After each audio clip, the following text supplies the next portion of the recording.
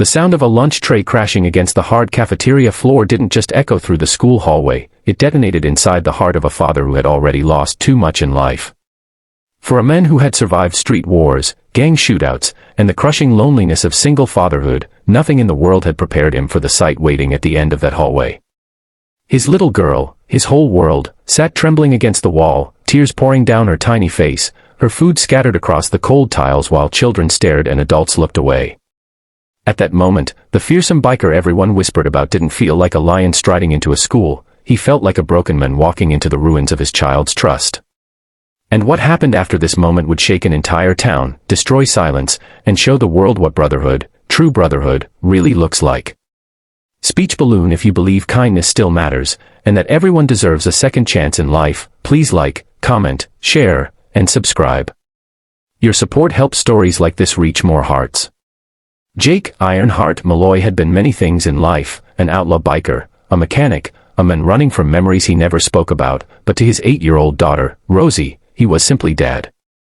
A gentle giant with grease under his nails, a leather vest over his heart, and a tenderness he showed only to her. Rosie was the one reason he changed his life, walked away from the darker edges of the biker world, and tried to build something normal. Or as normal as life could be for a man who had grown up in violence, survived it, and was still learning how to breathe without expecting danger around every corner. He had fought for custody, worked 3 jobs, slept in his garage some nights while Rosie slept in his bed, and did everything within his power to give her the childhood he never had. She was his anchor, his forgiveness, his starting over.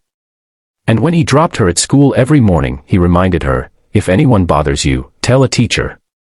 Don't ever fight back alone. Rosie always nodded, trusting the world the way he wished he could. But today, that trust shattered. Jake had arrived early to fix a broken light in the cafeteria as part of volunteer hours he signed up for. He didn't want Rosie to know he was there.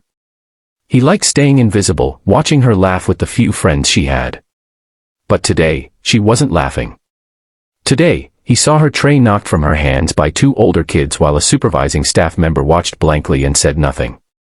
Rosie fell to the ground with the tray, her knees scraping, her tiny voice cracking as she tried to gather her food with trembling fingers. The cafeteria teacher kept eating, completely unfazed. Jake's heart punched through his chest. He was frozen at first, unable to understand what he was seeing. He had taught Rosie resilience, humility, kindness, but never to accept humiliation. And now she sat on the floor, too scared to speak up, while kids snickered and an adult pretended not to see her pain. Then she looked up, and saw him. Her red, swollen eyes widened. Shame washed over her face like a storm. She didn't want him to see her like this. She didn't want him to know she hadn't been safe at school. Jake's boots echoed like thunder as he stepped inside the cafeteria. The room fell silent. Kids froze with food halfway to their mouths. The supervising teacher stiffened, realizing belatedly she had made a grave mistake. Even the bullies who had pushed Rosie shrank behind their plates. But Jake didn't shout. He didn't grab anyone. He didn't storm around. He simply knelt beside his daughter, wiped her tears with a hand roughened by years of struggle, and whispered, "Stand up, baby. You're not meant to be on the floor." He helped her rise, lifted her tray, and looked around, not with rage but with a sorrow so heavy the room felt colder. That sorrow hurt more than any anger ever could. And that was the moment everything changed. After taking Rosie home early, Jake sat in his garage that night, shaking. His daughter had cried herself to sleep upstairs, afraid that her dad would get in trouble because of what happened. Jake didn't sleep. His heart warred between wanting to protect her and wanting to tear apart the system that had failed her.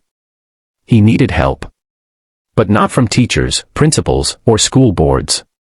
He needed the only family that had never abandoned him, the brotherhood that had saved his life more than once. The men everyone else feared but who had held Rosie when she was a baby and swore to protect her like their own blood. He picked up his phone. By sunrise, the Hells Angels knew everything. And they were not calm. For most people, bikers were leather-clad shadows riding beneath the law. But for Jake, they were brothers bound not by violence but by loyalty. These were men who had suffered, survived, and built their own kind of justice in a world that often failed the vulnerable. When word spread about Rosie, sweet, quiet Rosie, being bullied, humiliated, and ignored by adults entrusted with her care, every biker in the chapter felt a fire in his chest. Rosie had sat on their shoulders during barbecues. She had braided their beards at picnics. They had watched her grow, loved her innocence, and protected her from the darkness they all knew too well. So when Jake showed up at the clubhouse explaining what happened, his voice cracking for the first time any of them could remember, 200 men stood up. They didn't ask questions. They didn't wait. They rode. The sight that day became a legend in the small town, the thunder of 200 motorcycles roaring down the school street, engines rumbling like a storm about to tear the sky apart. Residents peeked through windows. Shopkeepers paused mid-sale. Teachers inside the school felt vibrations through the walls. And children, wide-eyed, pressed their faces against the cafeteria windows.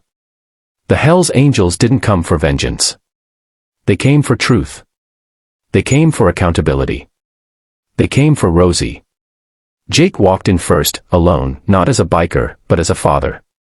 He approached the principal calmly and relayed everything he had witnessed. The principal stammered excuses, defensive statements, and lines rehearsed from protocol handbooks. Jake listened, face expressionless. Then he said something that silenced the entire office. "I'm not here to blame kids. I'm here because adults failed my daughter when she needed them most." Outside, 200 bikers stood silently, not yelling, not threatening, just standing as witnesses to a wrong that could no longer hide in shadows. Parents arriving at the school froze, shocked at the discipline, the unity, the quiet power of a group everyone assumed was chaotic. But chaos had nothing to do with what happened next. The school board arrived within an hour. So did local officials. Fear drove them, but what they saw when they walked into the parking lot wasn't a biker gang. They saw fathers, uncles, brothers who loved a little girl enough to bring the world to a halt for her safety. News spread fast. And for the first time, the school system had to face not just procedures, but people who demanded human responsibility. For Rosie, everything changed in the weeks that followed. Her school implemented new anti-bullying measures. Supervisors were retrained. The negligent cafeteria staff member was removed. The bullies were required to apologize and attend empathy-building sessions. Most of all, Rosie gained confidence. She stopped eating alone. Kids who once looked through her suddenly looked up to her. Not because she had a biker army behind her, but because she had survived something and come out stronger.